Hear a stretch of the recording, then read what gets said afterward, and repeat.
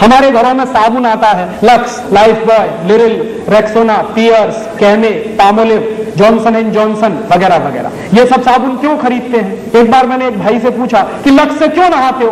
कहने लगा माधुरी दीक्षित कहती। एक दूसरे से पूछा कि तुम क्यों लगाते हो? कि हेमा मालिनी कहती। तो कभी माधुरी दीक्षित और हेमा मालिनी कुएं में गिरेंगे तो हम भी गिरेंगे? ये बेवकूफी मत करिए। और मैं शायद आपको मालूम नहीं है कि माधुरी दीक्षित या हेमा मालिनी या कोई भी फिल्मी हीरोइन लक्स से नहीं नहाती, साबुन से नहीं नहाती। तो आप पूछेंगे मुझको कैसे मालूम? मुझको पता चला अभी कुछ दिन पहले बंबई में मेरा एक व्याख्यान हुआ था जुहू में, और जुहू वो जगह है जहां हिंदुस्तान के ये फिल्मी हीरो हीरोइन ज्यादा रहते हैं। व्याख्यान कैसे हुआ?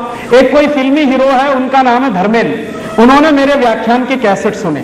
मेरे व्याख्यान के कुछ 10 कैसेट निकले हैं, तो उन्होंने सुने और उन्होंने तुरंत फोन किया कि मैं राजीव दीक्षित से बात करना चाहता हूं। मैंने कहा मैं बोल रहा हूं। तो कहने लगे आपके 10 कैसेट सुनने के लिए मैंने 10 घंटे गाड़ी चलाई और घर नहीं गया जब तक कैसेट खत्म नहीं हुआ। मैंने कहा बहुत अच्छी बात है, क्या लगा आपको? मैं आपका एक व्याख्यान करना चाहता हूं। मैंने कहा जरूर करिए, मैं आऊंगा। क्या आपकी फीस क्या है? मैंने कहा मैं फीस नहीं लेता कभी व्याख्यान के लिए।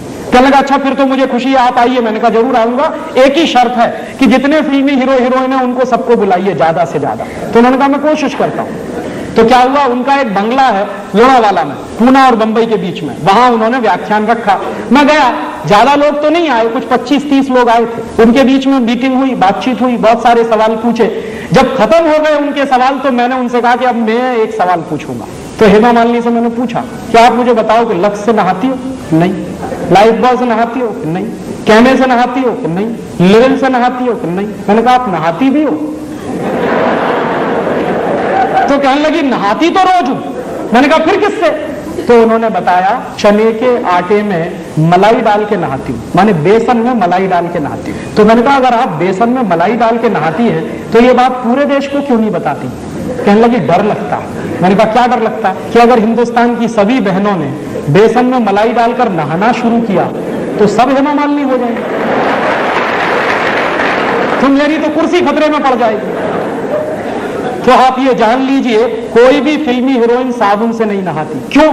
उसका कारण है जितने साबुन हैं वो बनते हैं कास्टिक सोडा से, और कास्टिक सोडा शरीर की त्वचा के लिए बहुत खराब होता है। और आप ये चाहें तो प्रयोग करिए, साबुन से नहाइए, नहाने के 20 मिनट के बाद जब आपका शरीर सूख जाए तो नाखून से ऐसे लाइन खींचिए, सफेद रंग की लाइन खींचेगी। और आजकल ठंडी का दिन है, साबुन से नहाइए, 10 मिनट बाद आपका पूरा चेहरा सफेद सफेद हो जाए। क्यों? उसमें जो कास्टिक सोडा है वो आपकी शरीर की त्वचा से चिपक जाता है, चाहे जितना पानी डालिए धुलता नहीं। इसलिए साबुन सबसे रद्दी चीज है।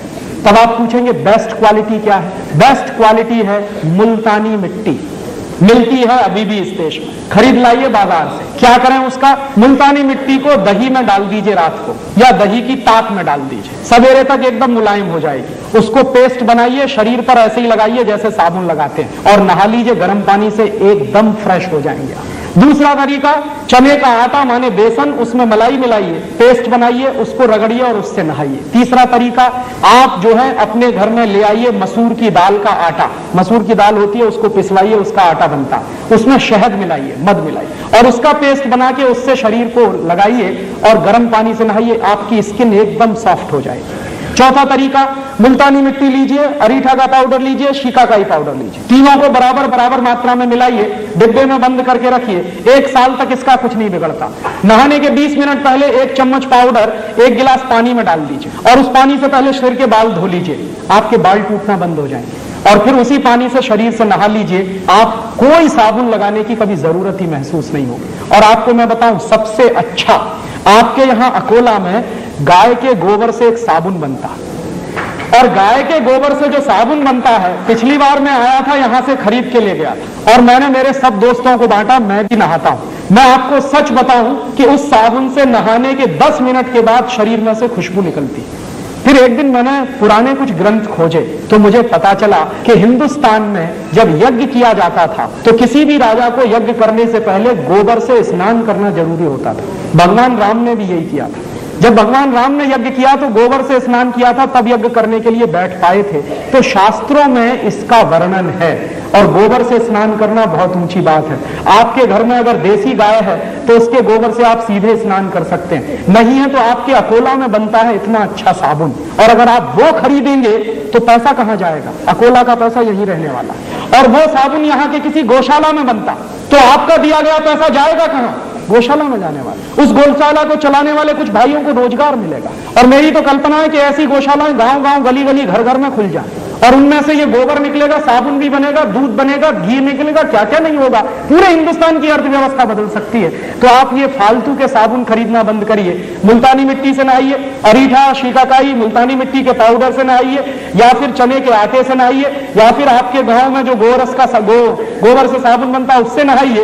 हिंदुस्तान का हर साल हम सैकड़ों करोड़ रुपया बचा सकते हैं। ये मेरा आपसे एक छोटा सा निवेदन है।